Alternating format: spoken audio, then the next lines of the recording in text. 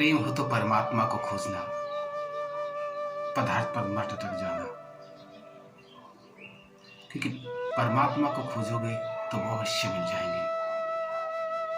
लेकिन प्रेम होने पर यदि आप पदार्थ पर ही अटक गए तो आप स्वयं को ही खो दोगे। हरे कृष्ण दोस्तों, मैं हिमेश नागर। आज मैं जो प्रसंग बताने जा रहा हूं वह एक सच्ची घटना पर आधारित है। कानपुर से की एक घटना है।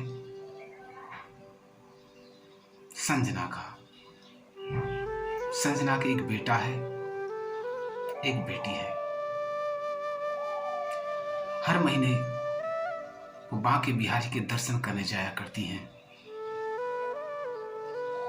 19 फरवरी को उनकी वेडिंग एनिवर्सरी है। उन्होंने मन में सोचा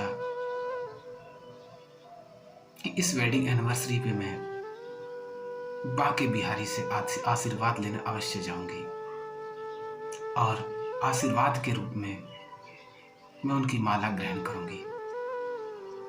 ये भाव मन में लेकर के कानपुर की संजना अपने बच्चों को लेकर के वृंदावन चली जाती है। 19 फरवरी का दिन है। वो बांके बिहारी के मंदिर पहुंचती हैं। वहां जाती हैं क्योंकि उनके मन में बांके बिहारी के प्रति अपार श्रद्धा है। वो अनन्य भक्त हैं ठाकुर जी की। वो बांके बिहारी के मंदिर पहुंचती हैं और गोस्वामी जी से बोलती हैं कि मुझे बांके बिहारी जी की ये गुलाब की माला दे दीजिए। ऐसे ही वह कई गोस्वामियों के पास जाती है, लेकिन उन्हें माला प्राप्त नहीं होती है। वो मन ही मन भाव विभोर हो जाती है और कहती है, मन ही मन कहती है, हे बांके बिहारी, एक माला ही तो मांगी थी। इतने प्रेम से, इतनी श्रद्धा से आपके दर्शन करने के लिए आई हूं, आपसे आशीर्वाद प्राप्त करने के लिए आई हूं और आशीर्वाद में आपकी एक माला ही तो मांगी थी, वो भी आपने नहीं दी। आंखों में आंसू आ जाते हैं और वो मंदिर से बाहर आ जाती है। सोचते सोचते जैसे ही वो बाहर आती हैं, उनका लड़का उनकी गोद में होता है। तो उनके पास एक पति पत्नी का जोड़ा खड़ा हुआ होता है। पति कहता है उनसे, क्या मैं ये गुलाब की माला आपके बच्चे को पहना सकता हूं? ऐसा कहकर के वो उस गुलाब की माला उनके बच्चे को पहनाने लगता है तो बच्चा रोने लगता है। तभी उनकी पत्नी उस माला लेकर के संजना के गले में डाल देती है और कहती है, हमें तो बहुत दूर जाना है। ये बांके बिहारी जी की माला है, इसे आप ग्रहण कीजिए। समझना, ये बांके बिहारी जी ने आपको आशीर्वाद के रूप में प्रदान किए हैं, इसे ग्रहण करो। जब वह ये बात सुनती है तो संजना की आंखों में आंसू आ जाते हैं। वह दौड़ी दौड़ी बांके बिहारी के मंदिर अंदर जाती है और जैसे ही अंदर जाती है तो बांके बिहारी से मन ही मन कहती है, बांके बिहारी, हे ठाकुर, हे कन्हैया, आपकी लीला अपरंपार है, आपकी लीला अपरंपार है।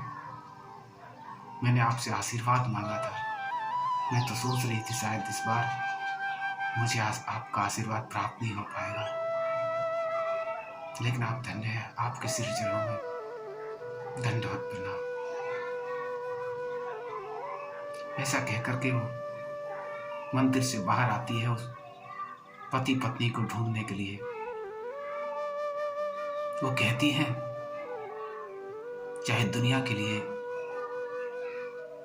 ये साधारण आदमी हो, लेकिन मेरे लिए राधे कृष्णा से कम नहीं है।